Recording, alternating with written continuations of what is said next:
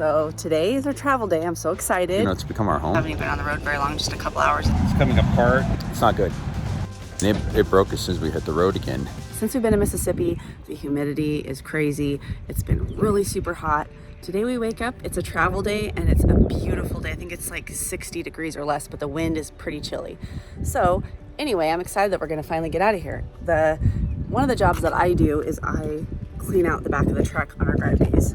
I de-hair it, I say, because the dogs are so furry, and they get their fur all over the back, and Maddie's drowning in the fur. So anyway, but I just remembered that yesterday when we went for that hike, we found some ticks. We saw a tick on Eiley, and I hurried up and pinched it off of her, and then we saw ticks on Hannah, so ticks are falling everywhere. We stopped at a gas station, and everybody got out, and Ryan dumped everything out of the truck, and he shook everything out. So I just looked in there and there's not any dog hair. So I'm like, hey, that job's done. Check that one off the list. The other things that I do on our travel day is I get our GPS ready to go to figure out where we're going. And I'm kind of the one who plans our stops anyway. Now today, I have zero ideas where we're going. I'm gonna plug in our destination on here and just see where it takes us. So, and there's probably gonna be a couple different directions. So that's what I'm gonna do today. That's what I always do. And I usually find us our spots of where we're gonna stay while we're driving for that night. That's, you know, fly by the seat of my pants. It's not very organized, but that's how I do. Okay, so we're finally getting out of here. But there's one thing that's a little bit different about our travel this time is we got our spare tire back here.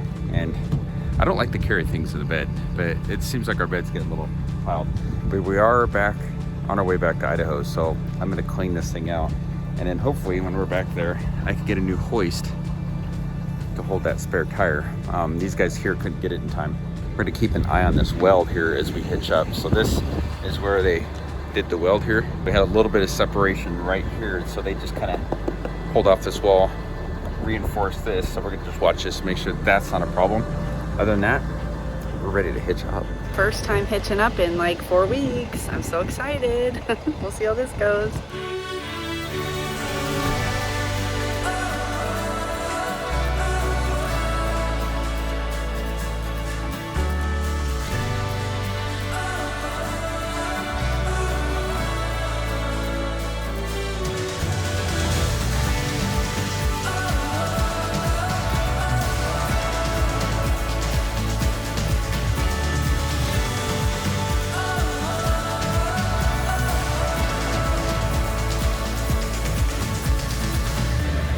It's all pulling away right here. I don't know if it broke again or if it's just under stress. It's happening. So that's right here. See how it's separating and pulling away again?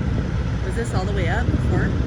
Yeah, that was all the way up. This is where they just sealed it right here. At the gas station, we just found that our frame where it had separated before, and they repaired it. That's what, you know, at the service center, that it's already, we haven't even been on the road very long, just a couple hours, it's already pulled back away already again.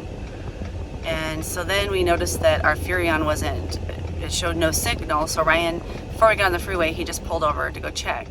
So he walks out and then he comes back and he's laughing. And it's not a laugh like it's funny, it's like he's crazy. So I don't know what he found back there. I think the stove may have fallen over inside. You can't make this crap up. It's just one thing after another. No. But I walked to check the taillights. I walked to the back, and as I walked to the back, I could hear the stove going click, click, click, click, click, click, click, click. Oh my gosh. Can you put the flashers on? Do I have them on? They're on, babe.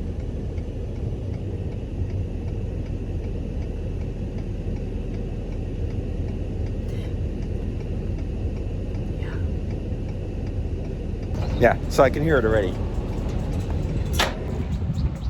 Maybe it's just our lean though. Yeah, I think it's just our lean. No. The oven fell out. The oven fell out.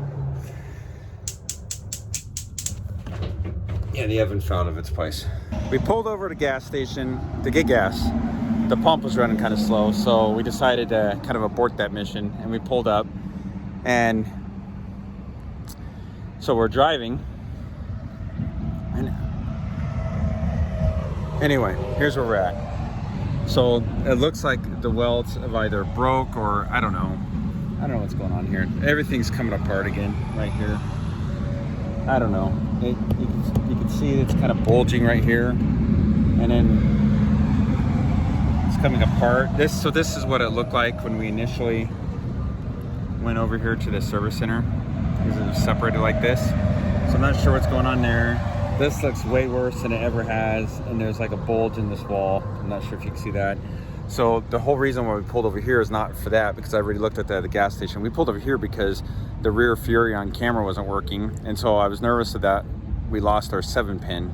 So I was thinking maybe it came unplugged because we have a spare tire back there. So I went to check that, make sure we have brake lights. But as I walked past this right here, I could hear it clicking inside, and I knew that that was the oven. I thought maybe it was just the angle, because we're kind of at a tilt, and so I thought maybe the slide was tilted, making that oven ignite. But then when we went in there, the oven didn't stay put. So they had moved the oven for us so that it was farther away from the island, but it's not good. It's been the weekend, so it's Monday, and we're kind of lost on what to do here. So this morning we decided to call Vanleigh and have a discussion of what to do with what's happening right there. I guess it's the other side though. And you know, we're 1,000 miles in, so it's 2,000 miles between Boise and Redbay. So we're right at that halfway point.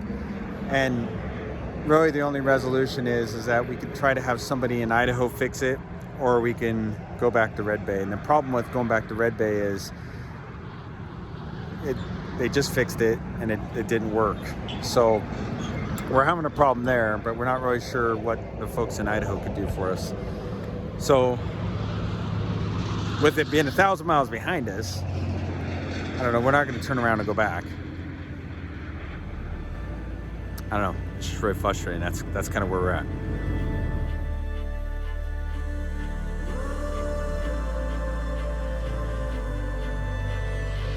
All right, so here we are in another Walmart.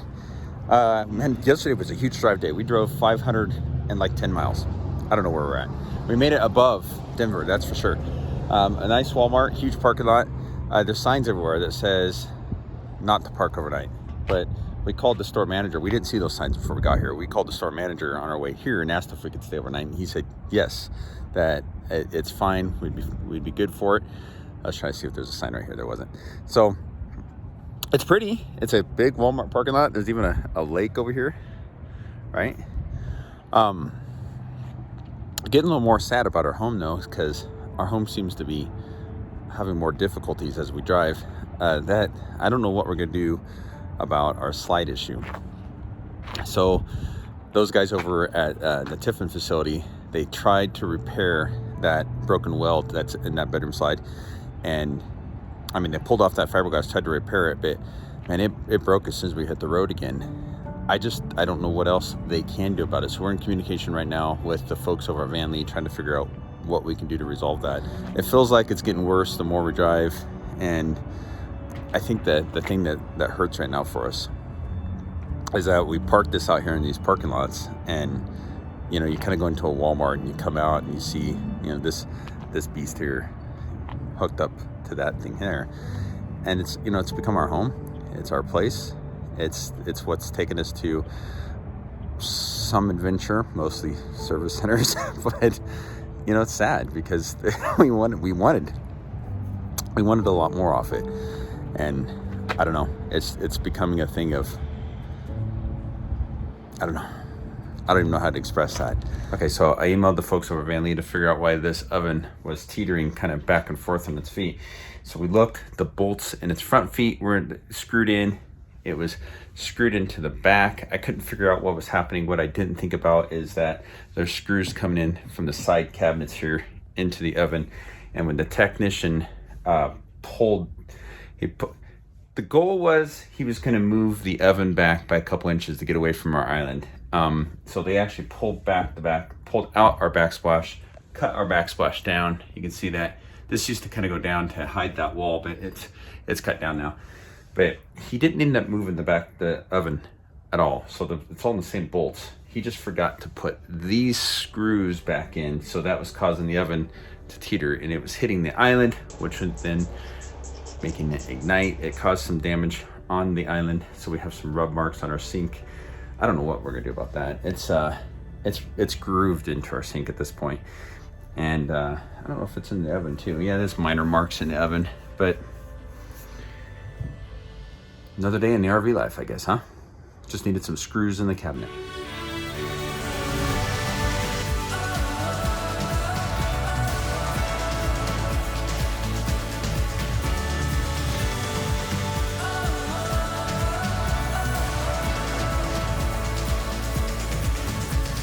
Hey, we just pulled into our spot after 6 months on the road. We're back in our home town. I don't even know how to say it. It's weird because we're here, we're not pulling up in front of our house, which is normally what we do when we come back from any of our long trips.